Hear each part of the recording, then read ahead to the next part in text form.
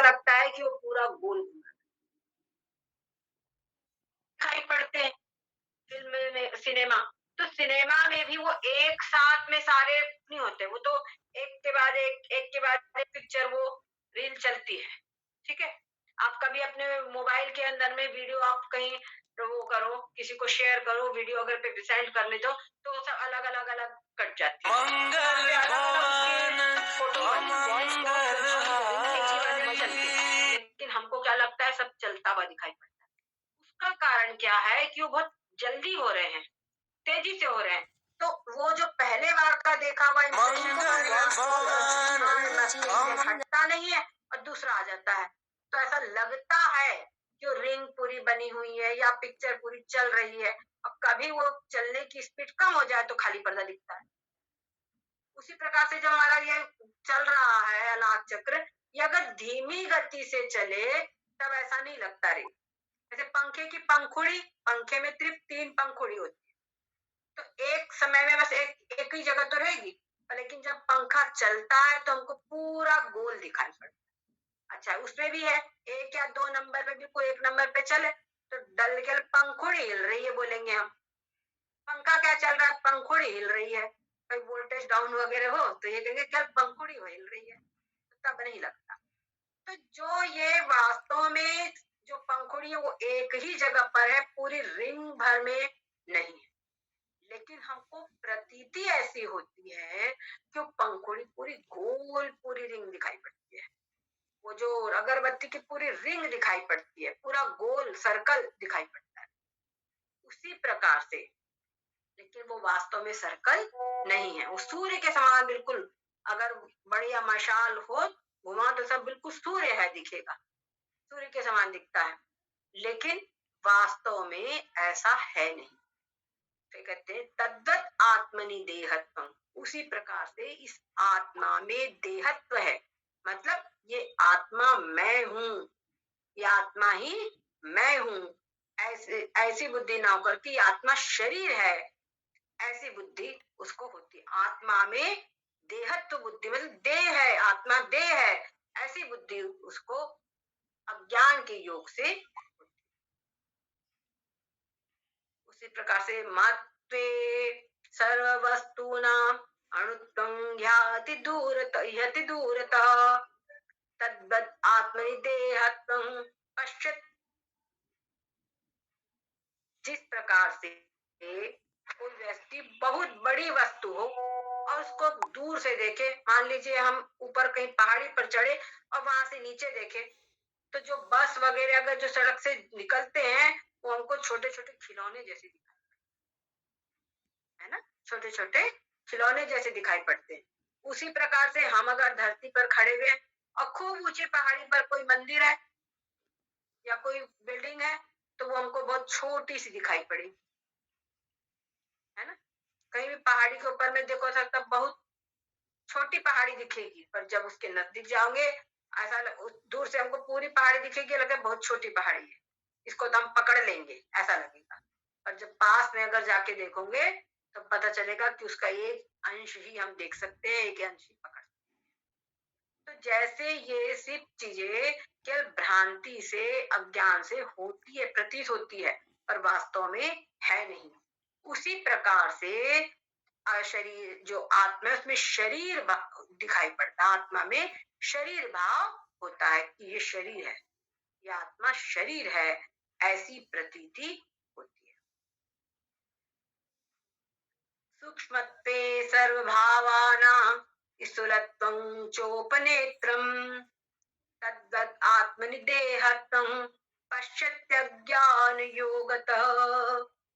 कोई बहुत छोटी चीजें हो, ऐसे कई ऐसे वायरस वगैरह हैं, है ना, जैसे पेड़ की डाल टहनी होती है तो उसको अगर हमने ऐसे करके कट कर दिया बीच में से, उसके एक छोटा सा स्लाइड बनाया, तो स्लाइड में क्या हमको कुछ दिखेगा नहीं, पर उसी को हम माइक्रोस्कोप में लगा लें, अगर माइक्रोस्कोप में देखें तो हमको दिखेगा कि वो जो हमको गोल दिखाई पड़ रहा है वो वास्तव में पूरे पेड़ के अंदर में एक नली सी बनी हुई है, और उस नली के द्वारा एक नली ऐसी जिसे पानी जड़ से लेकर के ऊपर तक जाता है, एक नली ऐसी है जिससे भोजन आदि जाता है, पेड़ में इस प्रकार की व्यवस्था है हमको दिखाई। कब? जब हम सूक्ष्मदर्शी यंत्र में लगाएंगे।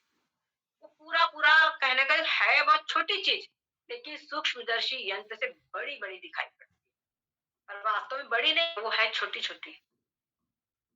ठीक उसी प्रकार से कहते हैं कि जो उसी प्रकार से तद्वत आत्मनि देहत्वम, उसी प्रकार से आत्मा में शरीर बुद्धि, आत्मा में शरीर बुद्धि, ये शरीर है, ऐसी भ्रांति सभी मूढ़ों को हो रही है अज्ञान के कारण। काच भूमौ जलत्वं वा जल भूमौ हि काचता तद्वद आत्मनि देहत्वं पश्यत्यज्ञान योगतः।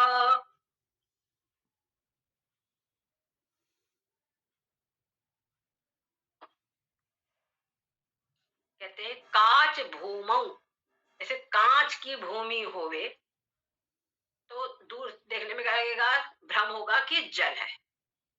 उसी प्रकार से जो जल है, तो जल के अंदर में कांच की बुद्धि होगी, हो सकती है, होती है कि नहीं होती, भ्रमवश।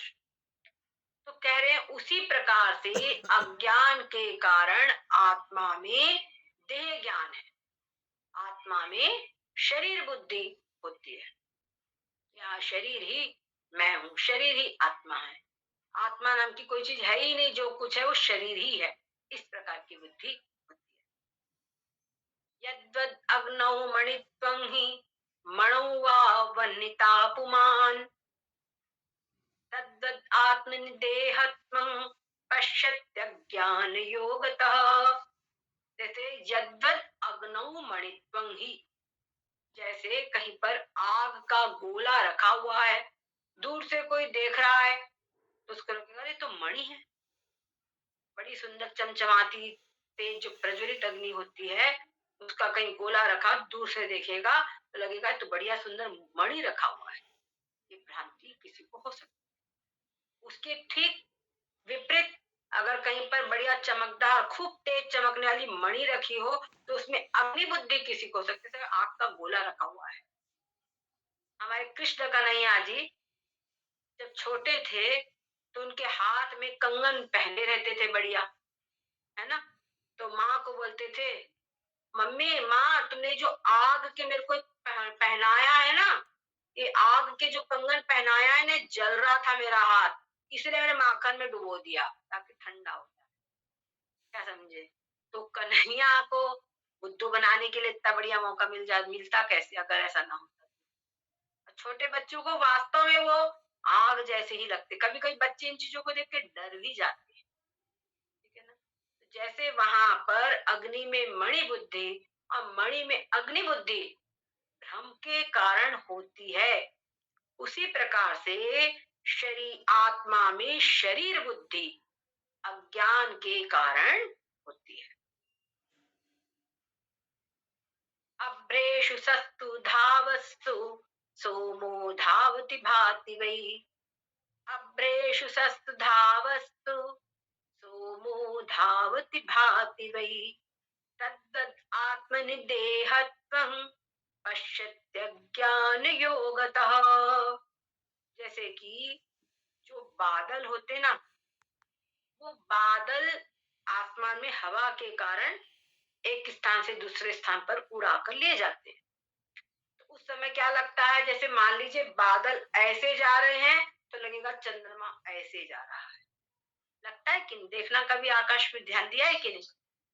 तो वास्तव में वहां पे केवल बादल ही आगे बढ़ रहे हैं, चंद्रमा नहीं जा रहा है कहीं, चंद्रमा अपनी जगह पे स्थिर है, लेकिन ऐसी प्रतीति होती है कि चंद्रमा इधर साइड जा रहा है, चंद्रमा मूवमेंट कर रहा है। कहते हैं ठीक उसी प्रकार से केवल मोहवश ऐसा लगता है भ्रम से कि ये जो शरीर है, मतलब जो आत्मा है, ये शरीर है, आत्मा में शरीर बुद्धि होती है, पर वास्तव में आत्मा जो है वो शरीर नहीं है। जिस प्रकार कहते हैं अगर कोई व्यक्ति यथेव विपर्यासो मोहात् भवति कस्यचित् तद्वद् आत्मनि देहत्वं पश्यत्यज्ञान योगतः। कहते हैं जिस प्रकार से किसी को मोह के कारण दिशा भ्रम हो जाए, उसको दिशा भ्रम हो जाए तो पूरब को पश्चिम समझे, ऐसा होता है ना। जहां पर पूरा सब तरफ खुला ही खुला है, कोई कुछ भी नहीं है, तो वहां पर इसके बहुत चांस रहते हैं। कोई समुद्र यात्रा आदि कर रहे हैं, वहां पर दिशा भ्रम होने के बहुत बड़े चांस होते हैं। इसलिए वहां पर वो ऐसे यंत्र रखते हैं जिससे कि उस स्थितियों में भी उनको वो सब जगह जब यहाँ पे पानी पानी चारों तरफ है, कैसे समझ में आएगा कि किस तरफ में क्या है, किस तरफ हमको कौन पूरब है कौन पश्चिम है, कैसे समझ में आएगा। तो वहां पर उनको समझ में नहीं। तो कह रहे हैं जिस प्रकार से किसी को मोह दिशा भ्रम हो जाता है, उसी प्रकार से जो कोई भी संसार के सब लोग दिखाई पड़ रहे हैं, जो प्राणी मात्र, इनको आत्मा में देह बुद्धि मोह के कारण हो जाती है। यथा शशि जले भाति चंचलत्वेन कस्यचित् तद्वद् आत्मनि देहत्वं पश्यत्यज्ञान योगतः। ऐसे कोई तालाब हो, उस तालाब में किसी को चंद्रमा दिखे, ठीक है, तो क्या होता है, जल हिलता है तो लगेगा चंद्रमा हिल रहा है। तो बताइए वो चंद्रमा का जो प्रतिबिंब है वो वहां पर हिलता है और कोई बोले चंद्रमा हिल रहा है, तो बताइए क्या ये उसकी जो प्रतीति है, जो उसको दिख रहा है, वो सही दिख रहा है क्या? वहां जो मुख्य चंद्रमा उस तरफ उसका कोई ध्यान ही नहीं है, मुख्य चंद्रमा की तरफ उसका कोई ध्यान ही नहीं है। पानी हिल रहा है तो चंद्रमा हिल रहा है, क्योंकि प्रतिबिंब हिलता है। तो जैसे वो अज्ञान के कारण कह रहा है कि चंद्रमा हिल रहा है, वैसे ही अज्ञान के कारण आत्मा ही शरीर है, ये आत्मा ही शरीर है। ये बात समझने की है। यहाँ पर 12 श्लोकों के द्वारा भगवान ने ये बात समझाई है कि किस प्रकार से अज्ञान के कारण ये देहाध्यास बना हुआ है, ये देहाध्यास बना हुआ है। तो अब प्रश्न खड़ा होता है कि देहाध्यास दूर कैसे हुए, इस देहाध्यास की निवृत्ति कैसे हुए। तो कहते हैं एवं आत्मन्य विद्यातो देहाध्यासो हि जायते सैवमात्म परिज्ञानात् लीयते च परात्मनि। कहते इस प्रकार से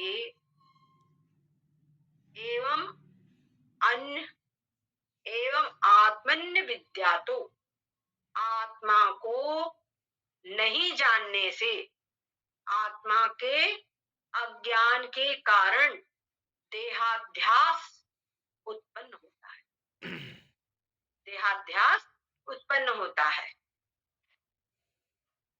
कह रहे हैं उसी प्रकार से आगे कहते सैवम। अब बात उठती है कि आत्मा के नहीं जानने से देहाध्यास उत्पन्न होता है, तो उसकी निवृत्ति का साधन उपाय बता रहे हैं अगली पंक्ति में। कह रहे हैं सैवम आत्म परिज्ञानाल।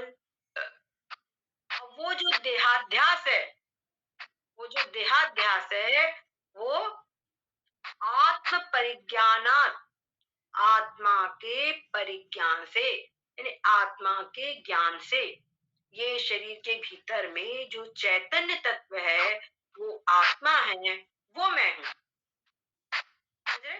वो आत्मा मैं हूँ।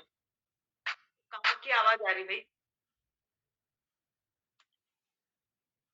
वो आत्मा मैं हूँ, इस ज्ञान से क्या होगा, इस ज्ञान से, ये आत्मा मैं हूँ, इस ज्ञान से ये देहाध्यास दूर होता है। जब आत्मा में आत्मबुद्धि हो गई कि आत्मा मैं हूँ, तो शरीर के अंदर में आत्मबुद्धि कैसे होगी?